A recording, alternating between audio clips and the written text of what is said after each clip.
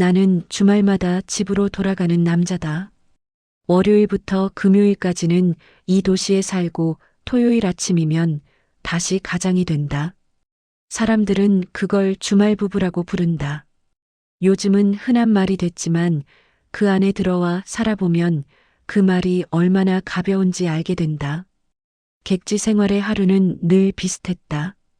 회사 숙소 그리고 식당. 특별할 것도 기대할 것도 없는 동선. 아침엔 대충 빵이나 컵라면으로 때우고 점심은 회사 근처 백반집, 저녁은 늘 같은 골목 끝 식당이었다. 처음엔 메뉴를 바꿔보려고도 했다. 분식집, 중국집, 프랜차이즈. 혼자 먹는 사람을 위한 선택지는 많았지만 정작 혼자 먹는 사람을 배려하는 공간은 없었다. 결국 나는 다시 그 식당으로 돌아왔다. 이유는 단순했다. 아무도 나에게 관심을 두지 않는 곳이었기 때문이다.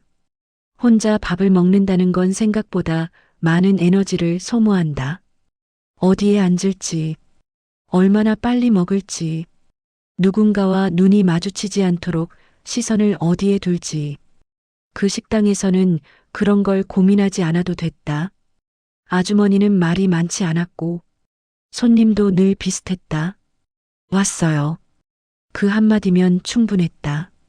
인사인지 확인인지 습관인지 중요하지 않았다. 그 말 속에는 오늘도 살아서 왔다는 확인이 담겨 있었다. 누군가 나를 기억하고 있다는 느낌. 그것만으로도 객지에선 과분했다. 아주머니는 40 중반쯤 되어 보였다. 화장은 거의 하지 않았고 머리는 늘 질끈 묶여 있었다. 앞치마에는 지워지지 않은 얼룩이 여러 개 남아 있었고 손등은 거칠었다. 처음엔 정말 아무 감정도 없었다. 그냥 식당 주인 아주머니. 그 이상도 그 이하도 아니었다. 오늘은 제육으로 드릴까요? 어느 날부터 메뉴를 묻지 않았다. 내가 뭘 시키는지 이미 알고 있다는 듯이 말했다. 그게 이상하게 기분이 좋았다. 집에서는 아내가 늘 묻는다. 뭐 먹고 싶어? 그 질문에 답하는 게 귀찮을 때가 많았다. 생각해서 말해야 하고 선택에 책임을 져야 하는 질문. 아주머니는 묻지 않았다. 그냥 차려줬다. 그게 좋았다. 나는 집에 가면 자상한 남편이다. 적어도 그렇게 노력한다. 아이 숙제도 봐주고 아내 말도 잘 들어주는 편이다. 주말엔 설거지도 하고 장도 본다. 회사 사람들한테도 종종 말한다. 나는 집에 가면 그냥 애 아빠야. 그 말에 거짓은 없었다. 나는 정말 그렇게 살고 있다고 믿었다.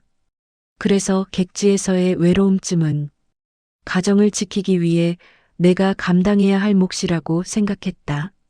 하지만 이상하게도 저녁 식당에서 밥을 먹고 나오면 마음 한구석이 비어 있었다. 배는 불렀는데 속은 비어 있는 느낌. 술을 마셔도 채워지지 않는 공백. 그래서 나는 또 다음 날 그 식당으로 갔다. 아주머니는 늘 같은 자리에 서 있었다. 주방과 홀의 경계쯤. 손님이 많아도 없어도 그 모습이 이상하게 안정적으로 느껴졌다. 오늘 많이 피곤해 보여요. 그 말이 처음이었다. 나를 손님이 아니라 사람으로 본 말. 괜히 들킨 기분이 들어 웃어 넘겼다. 그냥 일이 좀 많아서요. 사실은 일이 많지도 않았다. 그냥 지쳤을 뿐이다. 설명하기 어려운 종류의 피로. 아주머니는 더 묻지 않았다. 국을 한 숟갈 더 떠주고 다시 주방으로 들어갔다. 그날 국은 유난히 뜨거웠다. 그 이후로 대화가 조금씩 늘어났다. 날씨 얘기, 물가 얘기, TV에서 본 뉴스, 아주 평범한 이야기들. 하지만 그 평범함이 나를 붙잡았다. 나는 점점 그 식당에 오래 머물렀다. 밥을 다 먹고도 물만 마시며 앉아 있었다. 아주머니는 뭐라고 하지 않았다. 가끔은 맞은편에 앉아 같이 TV를 보기도 했다. 집은 멀어요. 아주머니가 물었을 때 나는 잠시 망설였다. 그리고 말했다. 여긴 혼자 지내요. 그 말만 했다. 결혼했다는 말도, 아이가 있다는 말도 하지 않았다. 숨긴 건 아니다. 그냥 말하지 않았을 뿐이다. 그날 밤 숙소로 돌아와 누워서 한참을 생각했다. 왜 굳이 말을 안 했을까? 말했어도 아무 문제 없었을 텐데. 하지만 나는 알고 있었다. 그 말이 나오면 이 식당에서의 시간이 조금 달라질 거라는 걸. 아주머니의 눈빛이, 말투가, 거리감이. 나는 그 변화가 싫었다. 그날 이후로 나는 식당에 가는 시간이 조금씩 빨라졌다.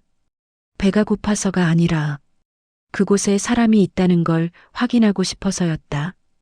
아주머니는 내가 들어오면 고개를 들었다. 아무 말 없이 눈으로만 인사했다. 그게 이상하게 마음을 놓이게 했다. 나는 그 시선에 의미를 부여하지 않으려고 애썼다.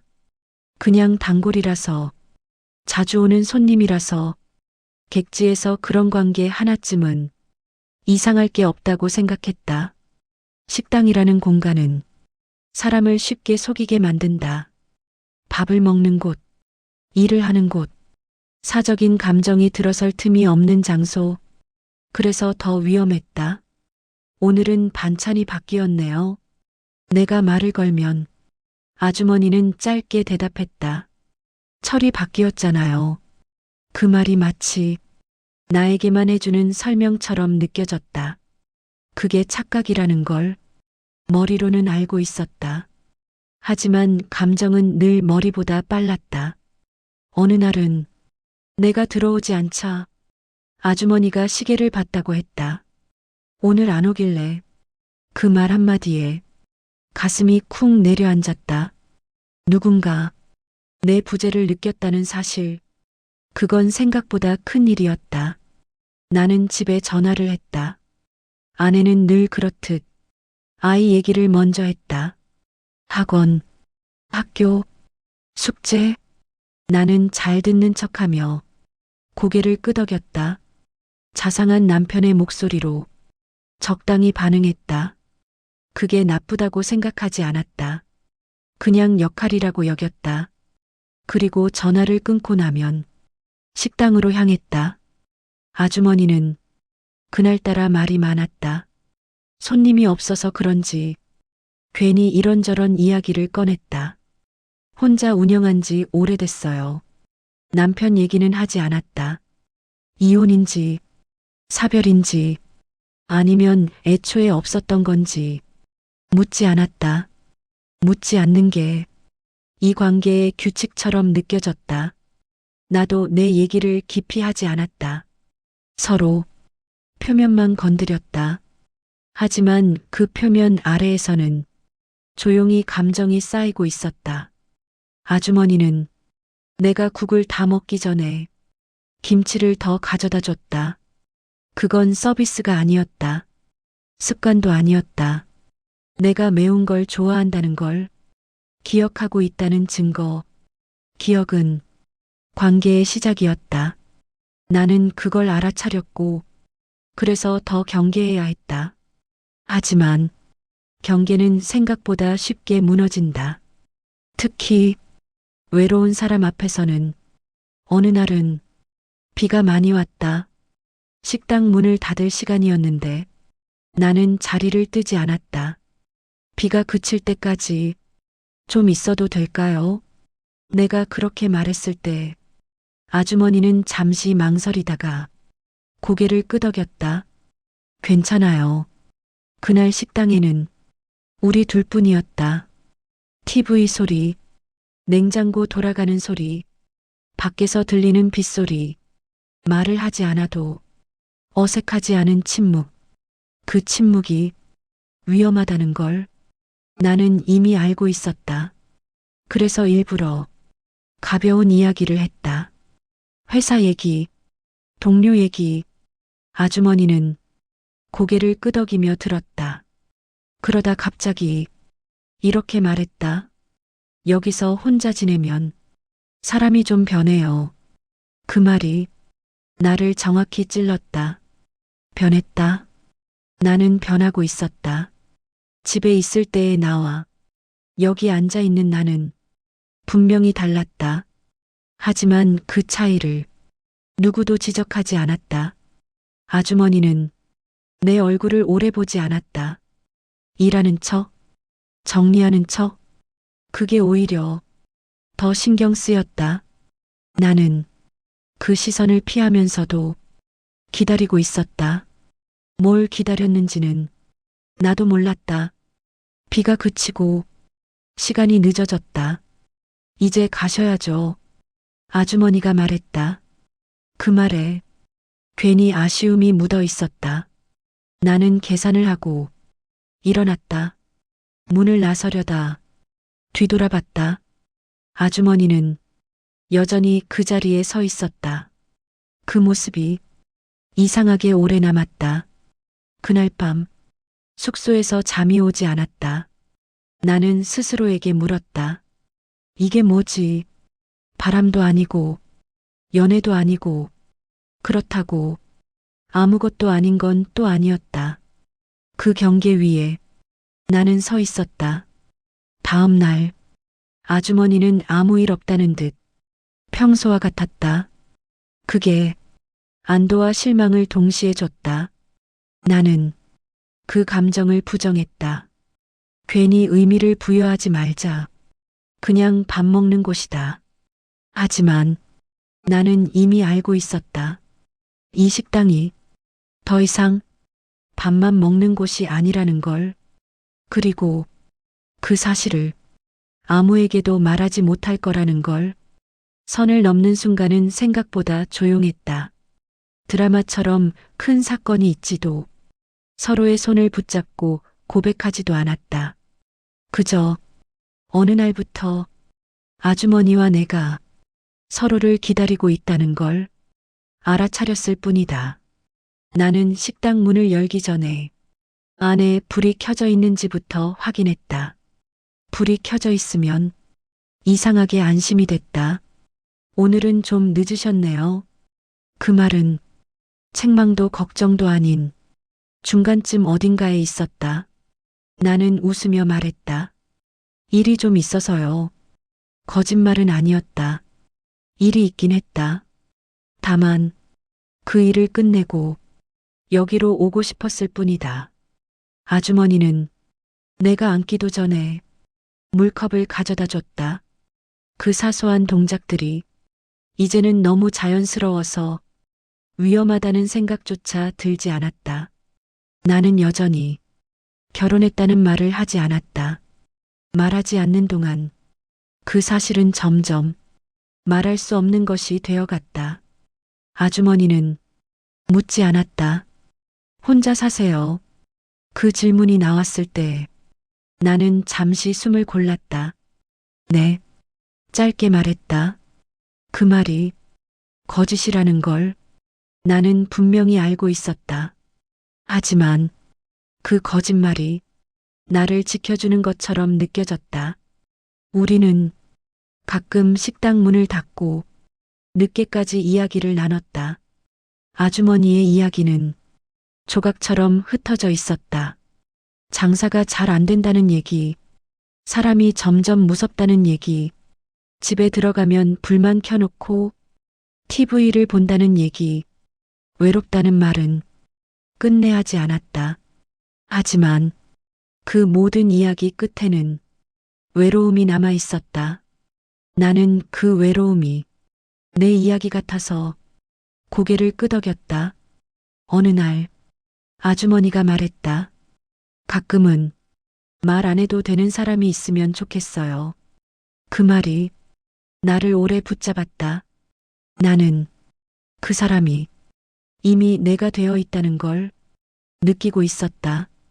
그날 우리는 처음으로 식당 밖에서 걸었다. 가게 문을 닫고 같은 방향으로 말은 거의 하지 않았다. 어깨가 스칠 때마다 괜히 신경이 쓰였다. 헤어질 때 아주머니가 말했다. 조심히 가요. 그 말에 괜히 돌아서서 한 번 더 보게 됐다. 그날 밤 나는 집에 전화하지 않았다. 이유는 딱히 없었다. 그냥 잊고 싶지 않았다. 며칠 뒤 아주머니가 먼저 말을 꺼냈다. 커피 한 잔 하실래요? 식당 옆 작은 카페였다. 사람도 많지 않았다. 우리는 식당이 아닌 곳에서 마주 앉아 있었다. 그게 모든 걸 바꿔놓았다. 아주머니는 앞치마를 벗고 있었다. 그 모습이 식당 안에서 보던 사람과 전혀 달랐다. 그 사실이 나를 더 혼란스럽게 했다. 나는 그 사람이 식당 주인 아주머니가 아니라 그냥 여자라는 걸 그제야 인식했다. 그날 대화는 길지 않았다. 날씨, 커피 맛. 하지만 그 침묵은 식당에서보다 더 짙었다. 집에 가는 길, 아주머니가 말했다. 다음에 또 봐요. 그 말이 약속처럼 들렸다. 그리고 나는 그 약속을 지키고 싶어졌다. 그 다음부터 나는 두 개의 삶을 살았다. 주말에는 아이 손을 잡고 마트를 돌았다. 아내와 나란히 앉아 TV를 봤다. 잘 잤어. 밥은 먹었어.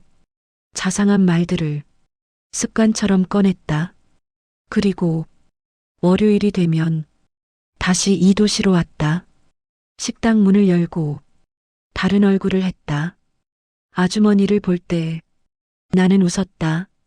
집에서는 하지 않는 종류의 웃음이었다. 그 차이를 아무도 몰랐다. 나는 그 사실에 안도했다. 이중 생활은 생각보다 어렵지 않았다. 사람은 상황에 맞게 금방 변한다. 문제는 그 변화가 언제부터 진짜가 되었느냐는 것이었다. 어느 날 아주머니가 내 손을 잡았다. 말없이 아주 자연스럽게. 나는 손을 빼지 않았다. 그 침묵 속에서 우리는 이미 많은 말을 나누고 있었다. 그날 우리는 서로의 집에 대해 묻지 않았다. 과거도 미래도 오직 지금만 있었다.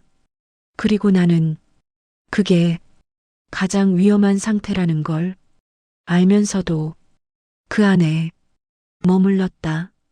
균열은 크게 소리를 내지 않는다. 처음엔 아주 사소한 불편함으로 시작된다. 나는 집에 있을 때 더 자상해졌다. 괜히 아이에게 화를 내지 않았고 아내의 말에 더 잘 맞장구를 쳤다. 죄책감 때문이었을까? 아니면 이중 생활을 유지하기 위한 본능적인 계산이었을까? 나 스스로도 구분하지 못했다. 아내는 그 변화를 좋게 받아들였다. 요즘 당신 좀 달라졌네. 그 말에 나는 웃으며 넘겼다. 그 웃음 뒤에 얼마나 많은 거짓이 숨어 있는지 아내는 몰랐다. 객지에서는 아주머니와의 관계가 조금씩 변하고 있었다. 처음엔 말없이 손만 잡아도 충분했는데 이제는 연락이 없으면 불안해했다. 오늘은 왜 안 와요? 그 말에는 서운함이 섞여 있었다. 나는 회사 일이 많다며 핑계를 댔다. 그 핑계가 점점 늘어났다. 아주머니는 나의 일정에 민감해졌다. 언제 내려가요? 이번 주말은 언제 와요? 그 질문들이 나를 옥죄었다. 나는 이 관계가 가벼운 위로라고 스스로를 속이고 싶었는데 아주머니는 점점 확인을 원했다. 식당 문을 닫고 늦은 밤 아주머니는 말했다. 나한테 거짓말하는 건 아니죠. 그 질문 앞에서 나는 아무 말도 하지 못했다. 침묵은 대답이었다. 아주머니는 그 침묵을 자기 방식으로 해석했다. 그날 이후로 아주머니의 눈빛이 달라졌다. 불안과 집착, 그리고 놓치고 싶지 않다는 절박함. 나는 그 감정을 감당할 자격도 각오도 없었다. 집에서는 아내가 변화를 느끼기 시작했다. 전화가 늦어질 때, 메시지 답이 느릴 때, 어디 있어? 그 질문이 늘어났다. 나는 짜증을 내지 않으려고 더 조심했다. 하지만 조심할수록 의심은 커졌다. 아내는 말을 아꼈지만 눈빛이 달라졌다. 어느 날 내 휴대폰을 슬쩍 보는 걸 느꼈다. 그 순간 등골이 서늘해졌다. 아무것도 확실하게 잡히지 않았지만 의심은 증거가 없어도 잘한다. 아주머니는 더 이상 식당 안에만 머물지 않았다. 회사 근처로 오겠다고 했다. 한 번만 얼굴 보고 싶다고. 나는 그 제안을 거절하지 못했다. 그날 회사 앞 카페에서 아주머니를 봤다. 식당에서 보던 모습과 너무 달라 낯설었다. 아주머니는 나를 보자마자 말했다. 당신, 나랑 있는 게 부끄러워요. 그 말에 나는 대답하지 못했다. 부끄러운 게 아니라 두려웠다. 잃을 게 많다는 사실이 나를 겁먹게 했다. 아주머니는 그 두려움을 모욕으로 받아들였다. 그날 이후 아주머니는 선택을 요구했다. 이렇게는 못 가요. 나는 결정을 미뤘다. 결정하지 않는 것도 결정이라는 걸 알면서도 집으로 돌아가는 길, 나는 차 안에서 한참을 앉아 있었다. 핸들은 잡고 있었지만 어디로 가야 할지 알 수 없었다. 그리고 그날 밤 아내는 말했다. 당신 요즘 나한테 뭔가 숨기는 거 있지? 나는 부정했다. 그게 마지막으로 통할 부정이라는 걸 알지 못한 채 폭로는 예고 없이 찾아왔다. 아내는 더 이상 묻지 않았다. 확인하려 했다. 어느 날 밤 내가 샤워를 하는 사이 휴대폰이 울렸다. 아주머니였다. 왜 이렇게 연락이 안 돼요? 그 문장을 아내가 봤다. 설명할 시간은 주어지지 않았다. 이 사람 누군데? 아내의 목소리는 차분했다. 그래서 더 무서웠다. 나는 변명부터 꺼냈다. 회사 사람, 식당 주인, 말들이 엉켰다. 아내는 휴대폰을 내려놓고 나를 봤다. 그 눈빛에는 이미 답이 있었다. 그날 밤 우리는 거의 말을 하지 않았다. 아이 방 문이 닫히고 집이 조용해진 뒤 아내가 말했다. 나 바보 아니야. 그 한마디에 나는 무너졌다. 그 다음 날 아주머니가 회사로 찾아왔다. 사전에 말하지 않았다. 그게 의도였다는 걸 나는 바로 알았다. 로비에서 아주머니를 본 순간 심장이 멎는 줄 알았다. 아주머니는 차분하게 말했다. 이제 당신만 믿고 살 수는 없어요. 그 말은 협박이자 마지막 신호였다. 나는 그 자리에서 관계를 정리하자고 말했다. 아주머니는 웃었다. 이미 늦었어요. 그 후로 모든 게 빠르게 무너졌다. 아내는 아이를 데리고 친정으로 갔다. 집은 텅 비었다. 식당은 문을 닫았다. 사람들 사이에서 소문이 돌았다.